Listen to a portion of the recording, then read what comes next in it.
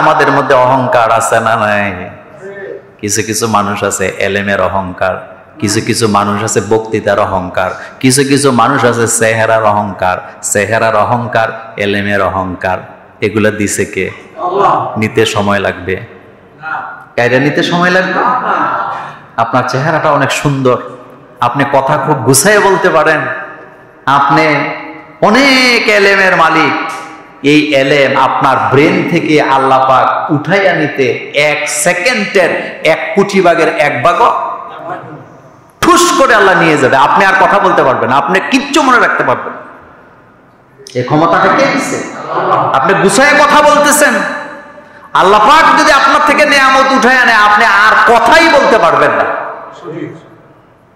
এরকমের তুখুয়ার বক্তা ছিল, সংসদ কাঁপাইতেন, দেশ কাঁপানো বক্তৃতা দিতেন, কিন্তু মৃত্যুর আগে 2 বছর 3 বছর আর জবানে এরকম আপনারা দেখছেন নি? এটাই আল্লাহর, এটি আল্লাহর শক্তি, এটি আল্লাহর ক্ষমতা। অহংকার করবেন না। কোটি কোটি টাকার মালিক আপনি, মৃত্যুর আগে আর খাবার খাইতে পারে না, খাইলে হজম হয় না। এরকম ঘটনা আছে নি? 90 দশকের আগের কথা। বাংলাদেশের 1 নাম্বার ধনী ছিল, আমরা নাম শুনছি ছোটবেলা, কি নাম? জহিরুল ইসলাম কন্ট্রাক্টর, ফার্স্ট ক্লাস কন্ট্রাক্টর ছিল বাংলাদেশের। তখনকার সময় 1 নাম্বার ধনী, কিন্তু জীবনের শেষ সময় 10টা বছর ভাত খাইতে পারে নাই, খাইলে হজম হইতো না। আপনি এটার ব্যাখ্যা কি দিবেন? তুখোর বক্তা, নাম বলবো না, নেতা, রাজনীতি করছে, সংসদ কাঁপাইছে, সংসদে দাঁড়ালে স্পিকার 10 মিনিটের জায়গায় 24 মিনিট দিছে, কিন্তু মৃত্যুর আগে বা এখন আর কথা বলতে পারে না। এখন বিছনায় শুয়ে আছে, নাকের উপরে মশা বসে থাকতে কথা বলতে পারে না। ক্ষমতাটা কার? জোরে বলেন। সুতরাং অহংকার কইরেন না। আপনার অনেক এলেম, অহংকার কইরেন না। এলেম আল্লাহ যে কোনো সময় উঠায় নিয়ে যেতে পারে। এলেম পৃথিবীতে আপনি যদি ইতিহাস পড়েন, অনেক বেশি এলেমওয়ালা মানুষই গোমরা হয়েছে বেশি, অনেক বেশি এলেমওয়ালা মানুষ গোমরা হয়েছে। আচ্ছা, শয়তান যে গোমরা হয়েছে, শয়তানের কি এলেমের কোনো অভাব ছিল? তো গোমরা তো হয়েছে অহংকারের কারণে। কিসের কারণ? আল্লাহ পাক বলছেন উসজুদু লি আদম, তোমরা আদমকে সেজদা করো। ফাসাজাদু ইল্লা ইবলিস, ফেরেশতারা সেজদা করছে, কিন্তু ইবলিসে সেজদা করে নাই। আল্লাহ পাক বলছেন মা মানাক, ইবলিস তুই সেজদা করলি না কেন? তোরে কে মানা করলো? কে নিষেধ করলো? সে ডাইরেক্ট বলল খালাকতানি মিন নার ওয়া খালাকতাহু মিন তিন। আপনি আদমরে বানাইছেন মাটি দিয়া, আমারে বানাইছেন আগুন দিয়া। আনা খাইরুম মিনহু, আমি তার চেয়ে ভালো, এজন্য আমি সেজদা করি। আনা খাইরুম মিনহু। আমাদের দেশে কিছু বক্তা আছে, কিছু বক্তা আছে, আলেম আছে, নিজেরে সবচেয়ে ভালো, নিজেরে অনেক জ্ঞানী মনে করে, অহংকার করে। এরকম আসেনি? ভাই এটা কইরেন না, এটা কইরেন না। ইমাম বুখারী, ইমাম মুসলিমদের তুলনায় আপনার জ্ঞান 1 কোটি ভাগের 1 ভাগও নাই, অথচ তাদের জীবনে একটা কথার মধ্যে অহংকার খুঁজে পাওয়া যায় না। ইমামে আজম আবু হানিফা রাহিমাহুল্লাহর জ্ঞান কম ছিল, কিন্তু তিনার জীবনে একটা অহংকারী শব্দ কারো ব্যাপারে ব্যবহার করেছেন একটাও কি আছে? কি শালীন কথা, কি ভদ্র কথা, কি নমনীয় কথা। তিনি বলেছেন যখনই সহিহ হাদিস আসবে আমার কথা কি শেষ। ফাহুয়া মাযহাবি বলছেন উনি, যখনই সহিহ হাদিস আসবে আমারটা কি শেষ। ইসলাম এটা লাইব্রেরি দিয়ে আসে নাই, ইসলাম আসছে মগজ টু মগজ। সুবহানাল্লাহ পড়েন। ইসলাম আসছে মগজ টু মগজ। রাসূল সাল্লাল্লাহু আলাইহি ওয়াসাল্লাম জীবিত অবস্থায় রাসূল কি কারোর দায়িত্ব দিয়েছেন তোমরা আমার হাদিস লেখো? না, দেয় নাই। এটা মগজ টু মগজ। এই যে কোরআন, কোরআন যে কিয়ামত পর্যন্ত টিকে থাকবে মানুষের কলিজায়, এটা কেন জানেন? কারণ কোরআন আগে কাগজে লেখা হয় নাই, আগে মানুষের মগজে লেখা হয়েছে। সুবহানাল্লাহ, আগে মানুষের মগজে। এই জন্য বলবো এলমের অহংকার করেন না। আপনি যত বড় গলাবাজি করেন, আপনার সামনে মাইক আছে, ক্যামেরা আছে, আপনার সামনে অনেক লোক আছে, আপনি কথা বলে সবাই মিছিল দিয়ে উঠে, এগুলা কিছুই নেই। এগুলা হলো কচু পাতার পানি, আজ আছে কাল নাই। বাংলাদেশে এখনো মুয়াজ্জিন আছেন। আবার আমাদের মরহুম ওবায়দুল্লাহ সাহেব, যিনি রেডিওতে আজান দিতেন, তিনিও মুয়াজ্জিন ছিলেন। আমি ওনার মতো আরেকটা আজান পাই না, কিন্তু আল্লাহ কি ওনারে সারা জীবনের জন্য পাঠাইছে না খেদমত শেষে নিয়ে গেছে? নিয়ে গেছে। আমাকে আপনাকে আল্লাহ একটা নির্দিষ্ট সময়ের জন্য পাঠাইছে, সময় শেষ হলে আমাদেরকেও কি নিয়ে যাবে। আল্লাহ এখানে আমাদেরকে থাকতে পাঠান না, এজন্য অহংকার করে লাভ নাই। আল্লামা আজিজুল হক সাহেব রহিমাহুল্লাহ রহমাতুল্লাহ আলাই, তিনি কতটা জ্ঞানী ছিলেন, কতটা জ্ঞানী ছিলেন তিনি। আছে না আল্লাহ নিয়ে গেছে। বাংলাদেশের বাইতুল মুকাররমের খতিবদের ইতিহাসে সিংহ পুরুষ ছিলেন মাওলানা ওবায়দুল্লাহ সাহেব। নাম শুনছেন আপনারা? তিনি যখন খুতবা দিতেন, কি প্রেসিডেন্ট কি প্রধানমন্ত্রী, তিনি কারো দিকে তাকাইতেন না। কি এলেমের জাহাজ ছিলেন। আছে নাকি চলে গেছে? আমরাও একদিন কি চলে যাব, আমাদের জায়গাগুলো আরেকজন দখল করে নিবে। যত বড় বিজ্ঞ দায়ী হোক, তাদের জায়গা আরেকজন কি দখল করবে। আল্লাহ জায়গা খালি রাখবে না, এই মিম্বর আল্লাহ খালি রাখবে না। আমি মোল্লা নাজিম যাওয়ার সাথে সাথে আরেকজনকে বসায় দিবে। আপনি যে দরবারে আছেন, দরবার খালি থাকবে না, আপনি চলে গেলে আরেকজনকে বসায় দিবে। আপনি যে হেডমাস্টারের চেয়ারটাতে আছেন, ওই চেয়ারটা খালি থাকবে না, এখানে আরেকজনকে বসায় দিবে। আপনি যত বড় বক্তা হন, আপনি চলে গেলে এই চেয়ারে আরেকজনকে আল্লাহ বসায় দিবেন। এটাই হলো সুন্নাতুল্লাহ। এভাবেই আল্লাহ দুনিয়াকে চালায়, এভাবে আল্লাহ দুনিয়াকে চালায়। একজন আরেকজনকে বলতেছে, পাগল তো আমরা দেখি, পাগল তো এমন থাকে না। পাগলের জামা কাপড়ে ঠিক থাকে না, চুল দাড়ি ঠিক থাকে না, মোজ ঠিক থাকে না, জামা কাপড়ে ময়লা থাকে। আর এটা কি মানুষ না চাঁদ? এত সুন্দর কি মানুষ হয় নাকি? এত সুন্দর কি মানুষ হয় নাকি? তারা বলেন এটা তো পাগল হবে না। আচ্ছা ঠিক আছে, এত সুন্দর মানুষটা বলে তাকে একটু শুনি। তাদের কান দিয়া কোরআনের তেলাওয়াত ঢুকতেছে, যেই তেলাওয়াত করতেছেন স্বয়ং মুহাম্মাদুর রাসূলুল্লাহ সাল্লাল্লাহু আলাইহি ওয়াসাল্লাম। আল্লাহ পাক বলছেন, ওয়া ইযা তুলিয়াত আলাইহিম আয়াতুহু যাদাতুহুম ঈমানা। আমার বান্দাদের কানে যখন কোরআনের আওয়াজ তেলাওয়াত করে শোনানো হয়, তাদের কলিজার ঈমান আমি আল্লাহর বাড়ায়া দেই। এটা তো পাগল হবে না। আর ভালো মানুষ কি সাজে? পাগল সাজে। পাগলের উপরে কোনো শরীয়ত নাই। মানে পাগল সাজলে মনে হয় যে সুবিধা আছে, নামাজ রোজা লাগবে না, এমনিতে সেলসালে জান্নাতে চলে যাবে। কোন মুসলমানের সন্তান এই আকীদায় বিশ্বাস করতে পারে না যে যেমনে নাচা তেমনে নাচি, পুতুলের কি দোষ? প্রশ্নই আসে না। এই পৃথিবীর মানুষ, কিছু কবিরা, কিছু গায়কেরা মানুষের বডি নিয়ে গান গায়, নারীর সৌন্দর্য নিয়ে গান গায়, কিন্তু এই মানুষের দেহটা যিনি বানিয়েছেন সেই আল্লাহকে তারা ভুলে যায়। এই যে দেহটা আল্লাহ, মানুষের দেহটা যে আল্লাহ বানাইলেন, মানব দেহ যেটাকে বলে, এই দেহের কৃতিত্ব কি মানুষের না আল্লাহর? বানাইছে কে? তো কৃতিত্বটা কার? লাকাদ খালাকনাল ইনসানা ফি আহসানি তাকওয়িম। আমি মানুষ বানিয়েছি সুন্দর আকৃতি দিয়া। আফ্রিকার মানুষগুলা গায়ের রং কালো, কিন্তু যেই মানুষটা আপনি কালো মনে করতেছেন, সে যখন আয়নার সামনে দাঁড়ায় তখন তার চেহারার প্রতি সে খুশি নাকি নারাজ? আপনারা যারা আমার সামনে বসে আছেন, আপনি জীবনে যে আয়না দেখেন, এখনো দেখেন, আয়নার সামনে দাঁড়ায় কি আপনি কখনো আজ পর্যন্ত আফসোস করছেন যে আমার চেহারাটা যদি এমন না হইয়া ওই রকমের হইতো, নাকি আপনি আপনার চেহারা নিয়ে খুশি আছেন?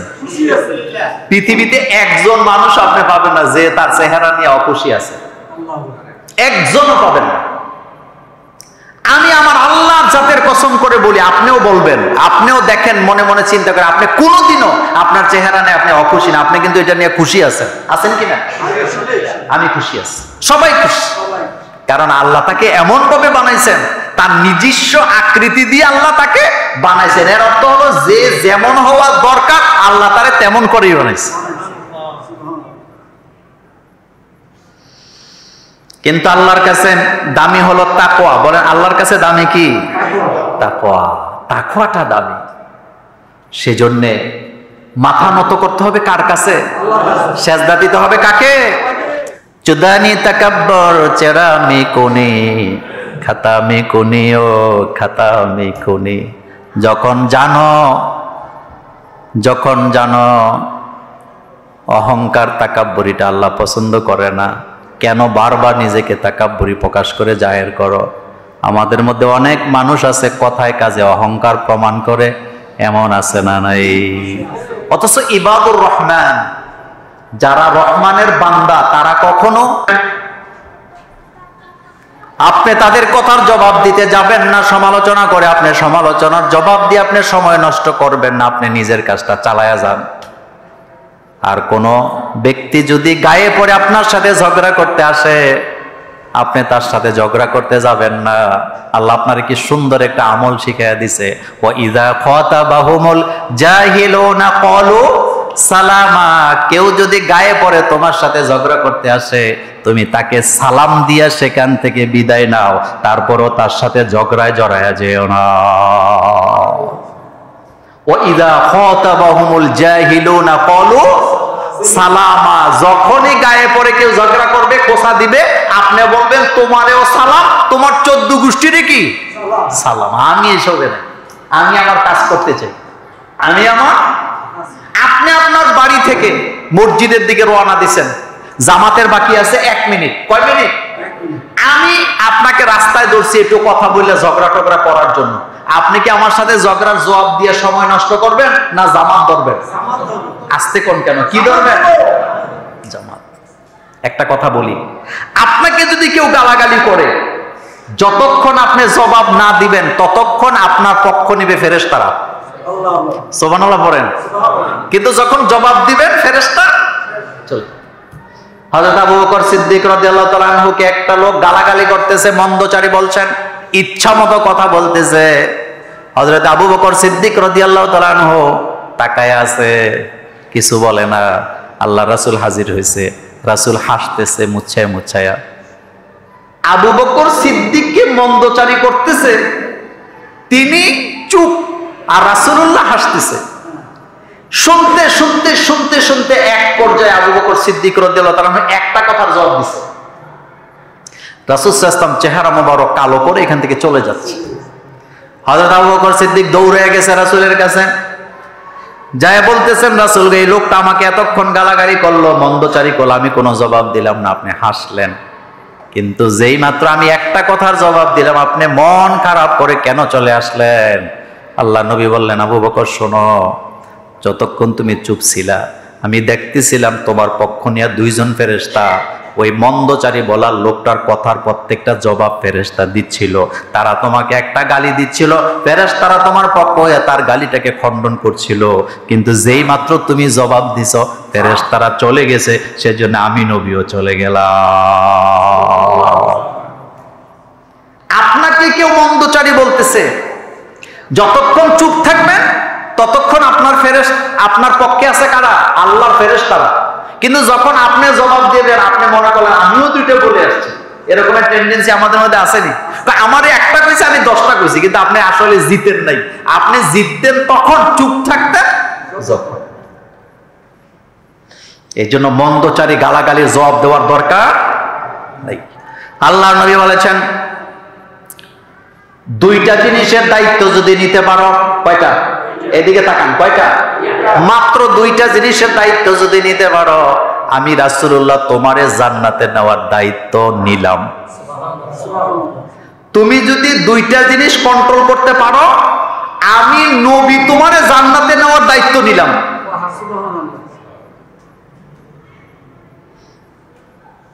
মান ইয়াজমানলি মা বাইনা লাহিয়াইহি ওয়া মা বাইনা রিজলাইহি আজমান লাহুল জান্নাহ। যে ব্যক্তি 2 চোয়ালের মাঝখানে অর্থাৎ এক, দুই চোয়াল, অর্থাৎ যেই ব্যক্তি নিজের জিহ্বাকে হেফাজত করতে পারবে আর দুই পায়ের মাঝখানে লজ্জাস্থানকে হেফাজত করতে পারবা, আমি নবী তোমাকে জান্নাতে নেওয়ার দায়িত্ব নিলাম। আল্লাহু আকবার বলেন। কয়টা কয়টা? মুখের হেফাজত, মুখে লাগাম দিয়ে কথা বলা, এই মুখ দিয়ে যেন মিথ্যা কথা না আসে, এই মুখ দিয়ে যেন বাটপারি চুগলখড়ি না আসে, এই মুখ দিয়ে যেন কাউকে গালাগালি না করি, অনর্থক কথা না বলি, অনর্থক যেন গীবত না করি। তাইলে রাসূল সাল্লাল্লাহু আলাইহি ওয়াসাল্লাম বলেছেন আমি তোমাকে জান্নাতে নেওয়ার দায়িত্ব নিলাম। জেনে বুঝে মিথ্যা কথা কয় এমন মিথ্যাবাদী আমাদের সমাজে আসেনি? হেতে মনে হয় যেন ফেরেশতার মতো গুছিয়ে গেছে, মিথ্যা কথাকে সত্য বলে। দুনিয়াতে তুমি বেশি দিন থাকতে আসো নাই, আজকে মরলে কালকে 2 দিন, বলেন আজকে মরলে কালকে 2 দিন, কিন্তু মিথ্যা কথা বলতেই আছে। লজ্জাস্থানকে হেফাজত করা, রাসূল কারীম সাল্লাল্লাহু আলাইহি সাল্লাম বলেছেন যারা চগলখড়ি করে তারা আল্লাহর জান্নাতে যেতে পারবে না। চগলখড় বুঝেন তো? এখানে একটা, সেখানে, সেখানে একটা, সেখানে, সেখানে একটা, সেখানে, এরকমের সমাজে নাই।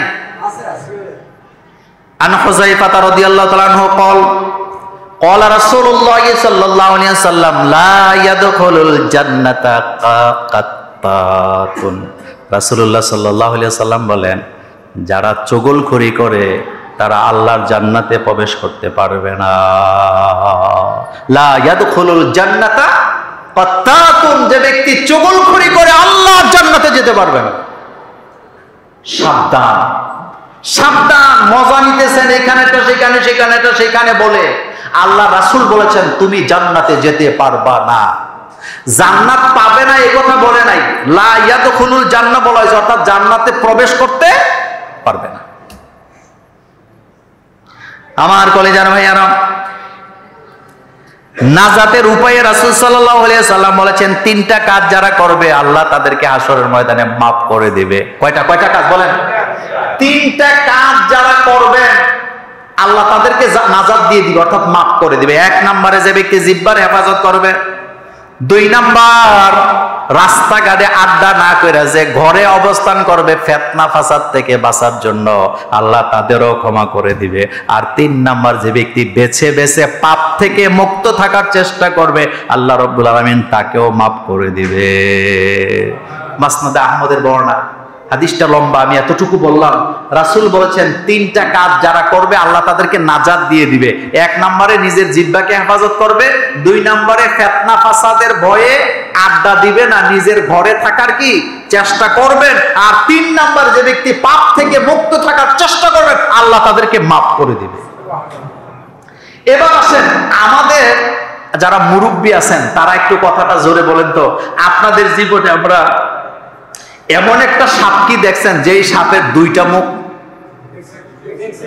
মুরব্বীরা কথা বলে, আমি দেখছি। দেখছেন না আপনারা? কয়টা মুখ? 2 মুখ। মানুষের মধ্যে এরকমের 2 মুখ্য মানুষ আছে, তবে আমাদের ঝুমুরে নাই। না, আমাদের ঝুমুরে নাই। রাসূল কারীম সাল্লাল্লাহু আলাইহি ওয়াসাল্লাম বলেছেন, হযরত আম্মার ইবনে ইয়াসির রাদিয়াল্লাহু আনহু থেকে হাদিস বর্ণিত, তিনি বলেছেন রাসূলুল্লাহ সাল্লাল্লাহু আলাইহি ওয়াসাল্লাম বলেছেন মান কানা যা ওয়াজহাইনি ফিদ দুনিয়া, যে ব্যক্তি দুনিয়াতে 2টা মুখ, 2টা মুখ মানে এদিকেও আছে এদিকেও আছে। আপনার কাছে গেলে আপনার পক্ষে কথা বলে, আমার কাছে আসলে আমার কাছে কথা বলে। আওয়ামী লীগ ক্ষমতায় থাকলে আওয়ামী লীগের পক্ষে কথা বলে, আবার বিএনপি ক্ষমতা থাকলে বিএনপির পক্ষে কথা বলে। এমন মানুষ আমাদের বাংলাদেশে একজনও না। তাদের মুখ কয়টা? এত আসতে বললো ওই বনি, তাদের মুখ কয়টা? 2টা। সমাজে 2 পক্ষ ঝগড়া লাগছে, ওয়াজহাইনি তাদের সেই জায়গায় চেহারা 2টা, এদিকেও বলে সেদিকেও বলে। আল্লাহর নবী সাল্লাল্লাহু আলাইহি ওয়াসাল্লাম বলেছেন কিয়ামতের ময়দানে এই চেহারাগুলা আল্লাহর জাহান্নামে যাবে। ফতুয়া মোল্লার না, ফতুয়া কার? আর এই ফতুয়া দিয়েছেন আল্লাহর রাসূল মুহাম্মাদুর রাসূলুল্লাহ সাল্লাল্লাহু আলাইহি ওয়াসাল্লাম। আমাদের দেশে কিছু লোক আছে কয় আমি ডাইনেও নাই বামেও নাই, তো ডাইনেও নাই বামেও নাই কে? বেডাও না বেডিও না, তুই হিজরা। হয় আপনি ডাইনে যাবেন, না হয় আপনি বামে যাবেন। হয় ডানপন্থী না হয় বামপন্থী। আসহাবুল ইয়ামিন আসহাবুশ শিমাল, সূরাতুল ওয়াকিয়া। কোন সূরা? বাড়িতে যায় সূরা ওয়াকিয়া পড়বেন। হয় আপনি ডাইনে থাকবেন, না হয় বামে থাকবেন। কিন্তু আল্লাহ বলছেন ডানপন্থীরা জান্নাতি, বামপন্থীরা জাহান্নামী। মাঝখানে কোনো পন্থা টন্থা নাই। মাঝখানে থাকলেই বিপদ আছে না নাই? গাড়ি হয় রাস্তার ডাইনে চলবে, না হয় বামে চলবে। পৃথিবীতে অনেক দেশ আছে, কোন কোন দেশে গাড়ি চলে ডাইন পাশে, কোন কোন দেশে গাড়ি চলে বাম পাশে, কিন্তু মাঝখান দিয়ে চলেনি। মাঝখান দিয়ে চলে না। হয় ডাইনে যাবেন, না হয় বামে যাবেন, এক সাইড। হয় দিন, না হয় রাত, মাঝখানে কিছু নেই। অনেকগুলো কথা ছিল, সবগুলো কথা বলতে পারলাম না। বাকি কথাগুলো আগামী জুমাতে আসবে। শুধু এতটুকু বলবো, মুখ যেন আমাদের কয়টা হয়? একটা। যেখানে যাবেন সেখানে বলবেন, যার জয় দেখবেন তার পক্ষে নিবেন, যে বিপদে থাকবে তারে আরো বেশি করে গাড়ায় দিবেন। এটা দুইমুখী, এটা কি দুইমুখী আচরণ? এই আচরণ দিয়ে আল্লাহর জান্নাত পাওয়া যাবে না, বরং জাহান্নামে যাওয়ার সম্ভাবনা আছে নাকি নাই? আছে। আল্লাহ যেন আমাদেরকে হেফাজত করেন, আমরা বলি আমিন।